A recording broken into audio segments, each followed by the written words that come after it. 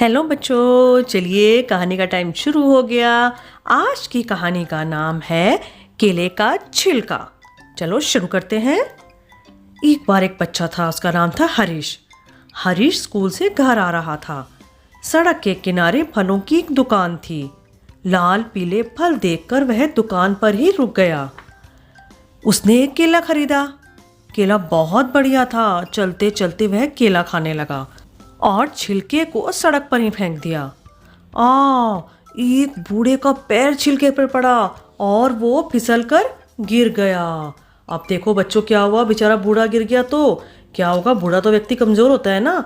अब वो बूढ़ा जब गिर गया तो हरीश ने घूम कर देखा। बूढ़ा सिर पकड़कर छटपटा रहा था। क्या हुआ बाबा, उठो, कैसे गिर गए? हरीश बूढ़े को सहारा देकर उठाने लगा। उसके सिर से खून बह रहा था। पैर में मोच आ गई थी बेचारे के। तब और भी कई लोग वहां आ गए। लोगों ने पूछा, क्या हुआ बाबा, कैसे गिर पड़े? बूढ़ा आदमी बड़ी मुश्किल से बोल पाया, इस केले के छिलके से फिसलकर गिर गया। इतना कहकर बूढ़ा बेहोश हो गया। सब लोग एक साथ शोर मचाने लगे, उठाओ उठाओ, इस बूढ़े को जल्दी अस्पताल पहुंचाओ, नहीं तो बेचारा मर जाएगा। और सब लोग मिलकर बूढ़े को अस्पताल ले गए। हरीश दुखी मन से घर गया। बड़ा मन दुखी था उसका। सीधे वो माँ के पास जाकर बोला, माँ, मुझसे बड़ी भूल हो गई।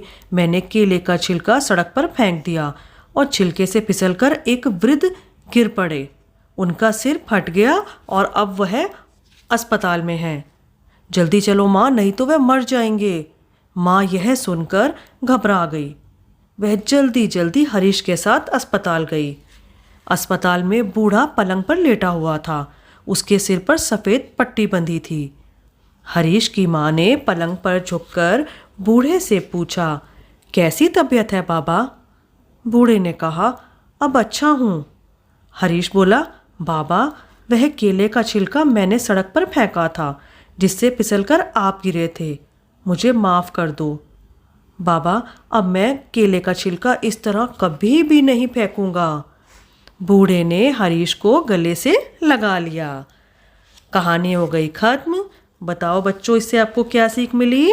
आपको समझ आ गया होगा कि हमें केला खाने के बाद इस तरह से छिलका नहीं फेंकना चाहिए। हमें एक तो गंदगी फैलती है ना, गंदगी फैली है तो कहीं भी तुमने कुछ खाया और फेंक दिया उसका छिलका, गलत चीज़ है ये।